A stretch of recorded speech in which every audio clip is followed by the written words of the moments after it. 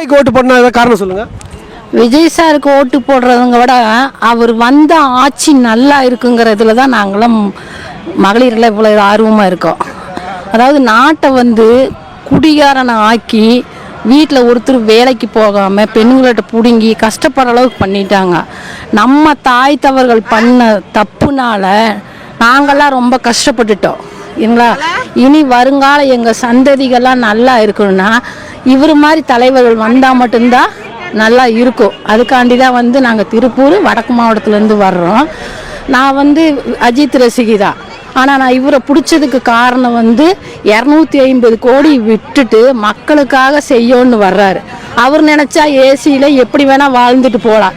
இத்தனை ஏசல் பூசலுக்கெல்லாம் அவர் ஆளாகணுங்கிற அவசியம் கிடையாது.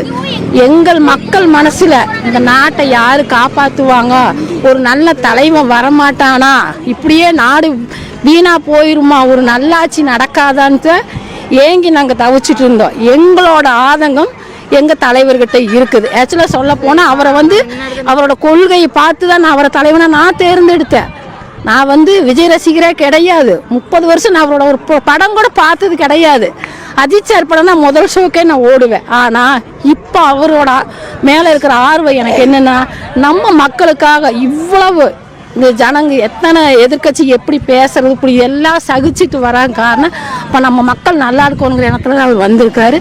அதனால எங்களுக்கு பிடிச்சிருக்குது. அவரை 2026 ஆட்சி கட்டில் அமர வைக்கணும். அமர வச்சாதான் நாடு நல்லா இருக்கும். இல்லைன்னா வீணா போயிரு. கண்டிப்பா தற்கூரிங்கிறீங்களா? என்னத்த தற்கூரி? நல்லது செய்ய வந்தவங்க தற்கூரியா? நான் கேட்க, நல்லது செய்ய வரவங்க தற்கூரிகளா? சிந்திங்க தயவுசெய்து. தவறான வார்த்தைகளை மக்களை சிந்திக்கணும். அதாவது நம்மளை இப்படியே அடிமைப்படுத்தி வச்சுக்கலாம், 10-200 கொடுத்து அடிமைப்படுத்தி வச்சுக்கலாம்னு நினைக்கிறாங்க.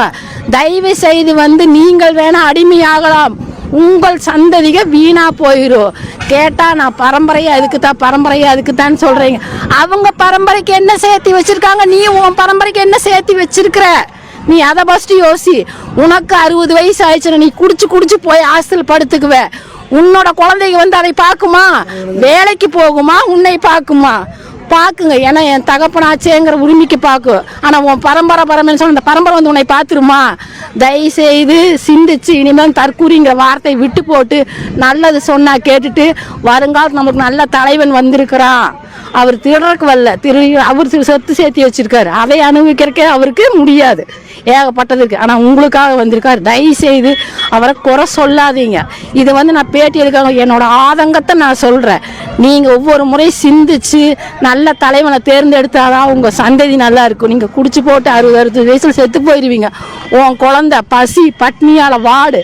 பஞ்சத்தை ஏற்படுத்திடாதீங்க. இலங்கையில் நடந்த மாதிரி பஞ்சத்தை ஏற்படுத்திடாதீங்க. நமக்கு ஒரு நல்ல தலைவனை கடவுள் காட்டி கொடுத்துருக்காரு. அந்த தலைவனை ஏற்றுக்குங்க.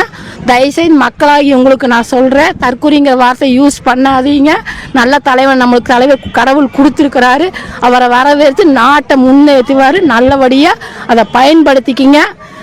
அதான் என்னோட முக்கிய குறிக்கோள். இது வரைக்கும் திராவிட கட்சிகள் எதுவும் செய்யல நினைக்கிறீங்களா? மக்களுக்கு கண்டிப்பா எதுக்குங்க இலவசம்? நான் தெரியாம கேக்குறேன், எதுக்கு இலவசம்? எனக்கு 1000 வேண்டாம். இந்த 1000 போய் சம்பாதிக்க முடியாதா? நான் கேக்குறேன். இந்த 1000 ரூபாயில உங்க வீட்டுல குடிக்கிறவங்க அந்த காசை வாங்கிட்டு 2000 ரூபாய்க்கு மேல அரிசி 90 ரூபாய்க்கு விக்குது. இந்த 1000 ரூபாய்க்கு எத்தனை கிலோ அரிசி வாங்க முடியும்? எதுவுமே மாறுறோம். நான் தான் சொல்றேன், எனக்கு 30 வருஷமா அவரை பிடிக்காதுன்னு சொல்லிக்கிறேன். ஆனா எனக்கு நான் அவரை பிடிக்கிறதுக்கு காரணம் அவரை பிடிக்கிற காரணம் என்ன? அந்த மனசு எவ்வளவு செய்ய வந்திருக்காரு. அவர் செய்ய வர்றவரையும் சதி செஞ்சு அதை இதையும் பண்ணி அவரை கெட்ட பேர் ஆக்கி அவரை முடக்கோன்னு நினைக்கிறீங்க. நாங்க அவர் முடக்கால் நாங்க விட மாட்டோம். தலைவா நீ எந்திரிச்சு வாங்க. ஆமா தலைவா நீ எந்திரிச்சு வாங்க. உங்க கூட நாங்க பக்கபலமா இருக்கிறோம். எதுக்கு? நல்லாட்சி செய்யறவன நீங்க அதை இதுன்னு செஞ்சு தடுப்பீங்க. போகுது 50-55 வருஷம் சம்பாரிச்சிட்டீங்கல்ல, விட்டுருங்க. நல்லவனுக்கு வழி விடுங்க. அதாவது நான் வாழ வைக்கிறேன்னு ஒருத்தர் வர்றா, சரி அவன் வாழ்ந்து காமிக்கிட்டு மேலே விடுங்களேன். மக்கள் நல்லா இருக்கட்டும். உங்களுக்கு மக்கள் நல்லா இருக்கணும் எண்ணமே கிடையாதா? நீங்களா தயவுசெய்து மக்களே உங்களை எப்படி வேணாலும் திசை திருப்ப பார்ப்பாங்க. நீங்களால் நம்ம சந்ததி நல்லா இருக்கும்னு நினச்சிங்கன்னா தலைவருக்கு ஓட்டு போட்டு தலைவரை வைங்க. 2026 எங்கள் தலைவர் தாங்க நல்லது. கண்டிப்பாக வெற்றி நிச்சயங்க. வெற்றி நிச்சயம். திமுக எதுக்கு வந்தீங்க? பரம்பரை டிஎம்கே. நாங்கள் எனக்கு அந்த ஆட்சி பிடிக்கல. அந்த ஆட்சி பிடிக்கலைங்கிறது இவரோட கொள்கை எனக்கு பிடிச்சிருக்கு. நாங்களாம் இன்னைக்கு எங்கள் வீட்டு ஆம்பளைங்கெல்லாம் குடிகாரனுங்களாக வாழ்கிற காரணம் இந்த ஆட்சி தான். ஏன் இந்த போதைப் பொருள் அழிக்கவே முடியாதா? கஞ்சா ஹெராயின் எல்லாம் திருப்பூரில் ஈஸியாக கிடைக்கிது. அவ்வளோ கேவலம் ஸ்கூல் படிக்கிற 7ஆம் கிளாஸ் பையன் குடிக்கிறான். அப்போ என் பேரன் இன்னைக்கு வளர்ந்து வரோம். என் மகனுக்கு வந்த நிலைமை என் பேரனுக்கு வரக்கூடாது. நாங்கள் நல்லா இருக்கணும். இனி எங்களுக்கு அந்த ஆட்சி வேண்டாம். விஜய் ஜெயிக்கணும். எங்கள் பிள்ளைங்க எங்கள் பேரம்பேத்திகளோட நல்லா இருக்கணும். நான் போயிடுவேன். எனக்கு 51 வயசு ஆச்சு. என் பேரன் நல்லா இருக்கணும்ல, என் பேரன் போதை இல்லாத ஒரு உலகத்தில் வாழணும்ல, அதுக்காக நாங்கள் வந்திருக்கோம். விஜய் எங்களுக்காக வந்திருக்காரு. அவருக்காக எங்கள் உயிரும் உடலும் அவருக்கே சொந்தம். வந்ததுக்கு காரணம் இருந்தாலும் மறைந்தாலும் பேர் சொல்ல வேண்டும் வாழ்ந்துட்டு போனாரு எங்க எம்ஜிஆர். அது மாதிரிதான் எங்க தலைவர் வந்திருக்கிறாரு. எங்க தலைவர் காசு சம்பாதிக்க வர கிடையாது. எப்படி தலைவர் எம்ஜிஆர் வாழ்ந்துட்டு போனார் அது மாதிரி என் தலைவனு வாழ்வாரு. கண்டிப்பா எங்களை வாழ வைப்பாரு. டிவிக்கே வெற்றி நிச்சயம். நான் தீவிர அஜித் ரசிகை. ஒரு படம் எப்படி நான் கையில பச்சையை குத்தி இருக்கிறேங்க. இங்க பாருங்க, என் பையன் பேரு அஜித் குமார். நாங்க 2 பேருமே அவ்வளவு இது இருந்து தலைவர் மாறி இருக்கிறேன்னா என் தலைவர் படம் ஜனநாயகம் வந்தேன்னா கண்டிப்பா நான் பார்ப்பேன். எனக்கு இப்ப அவ்வளவு உயிராக்குது விஜய் சார. எனக்கு அவ்வளோ பிடிக்குது. என்னையும் அறியாம ஒரு அழுகாச்சு வருது. என் தலைவன் வரமாட்டாரா, சீக்கிரம் நல்லாச்சு நடக்காதுன்னு ரொம்ப ஏங்கிட்டு இருக்கிறேன். காரணம் என் சந்ததி நல்லா இருக்கணும். என் பேரம்பேத்திக்கு மாதிரியே நிறைய பேர் இருக்காங்க. அவங்க எல்லாம் நல்லா இருக்கணும். நாடு நல்லா இருக்கணும்.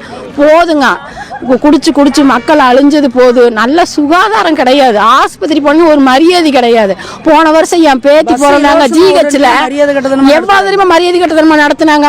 நான் ஒரே வார்த்தை சொன்னேன், ரொம்ப அதிகாரம் பண்ணினீங்கன்னா நான் ஜிஹெச் கொஞ்சம் சூசைட் அட்டன் பண்ணிக்குவேன். உங்களுக்கு கெட்ட பேர் ஆயிரும். நான் செத்தனா வர்றவங்களா நல்லா இருக்கும்னு சொல்லி அவங்கள மிரட்டிட்டு தான் நான் வந்தேன். அது மாதிரி கவர்மெண்ட் கண்டுக்கிறதே கிடையாது. எங்க தலைவர் வந்தா நல்ல ஆட்சி மலரும். கண்டிப்பாக எங்களுக்கு அந்த நம்பிக்கை இருக்குது. எங்கள் தலைவன் தான் வரணும். தயவுசெய்து மக்களே நீங்கள் கொஞ்சம் விழிப்புணர்வோடு இருங்க. 100க்கு 200க்கு அடிமை ஆகாதீங்க. நீங்கள் சம்பாரிச்சிங்கன்னா எத்தனை வேணாலும் சம்பாதிக்கலாம். ஆனால் நல்ல தலைவனை சம்பாதிக்க முடியாது. எங்கள் கொள்கை தலைவர் எடுத்துக்கங்க. அவருக்கு இதுக்கு மேலே என்னங்க உதாரணம்? ஒவ்வொருத்தர் சொல்கிறாங்க என்ன கொள்கைங்கிறீங்களே. 5 கொள்கை தலைவர் இருக்காரு. இதுக்கு மேலே என்னங்க கொள்கை வேணும்? அவங்க கொள்கையை வாழ்ந்துங்கிறதான வரலாற்றில் அவங்க பேர் பிடிச்சிருக்கிறாங்க. அது மாதிரி எங்கள் தலைவர் வரலாற்றில் கண்டிப்பாக பேர் இடம் பெறுவார். அந்த நம்பிக்கை எங்களுக்கு இருக்குது. உங்களுக்கான கடுமையாக பேசிக்கிறாரு, எப்படி பார்க்குறீங்க? அவன் ஒரு ஆளாகவே நான் மதிக்கலைங்க. நாங்கள் எங்கள் தலைவர் என்ன சொல்லி கொடுத்துருக்காரோ அதன் வழியில் நாங்கள் வாரோம். உண்மையை சொல்கிறேங்க, எங்கள் தலைவர் என்ன சொல்லி கொடுத்துருக்காரோ அதன் வழியில் வரோம். யாரையும் அநாகரிகமாக பேசக்கூடாது, யார்கிட்டையும் தேவையில்லாமல் போகக்கூடாது அப்படின்னு எங்கள் தலைவர் சொல்லி கொடுத்தாரு. இன்றைக்கி மாநாடுக்கு நான் வந்துருக்கேன். நான் கம்பத்துலேருந்து வரேங்க. தேனி மாவட்டம் எங்கே இருக்குது? இது ஈரோடு மாவட்டம். அங்கேருந்து நான் வரேங்க என் தலைவனை பார்க்க. ஆனால் எங்கள் தலைவர் எங்களுக்கு சொல்லி கொடுத்த ஒரே ஒரு காரணம் என்ன தெரியுமா? யாரையும் தேவையில்லாமல் பேசக்கூடாது. ஆனால் இவருக்கேன் பாரு ஆறு தாரப்பாய் முருகன் அப்படின்னா சீமானு பொண்டாட்டி சீமானு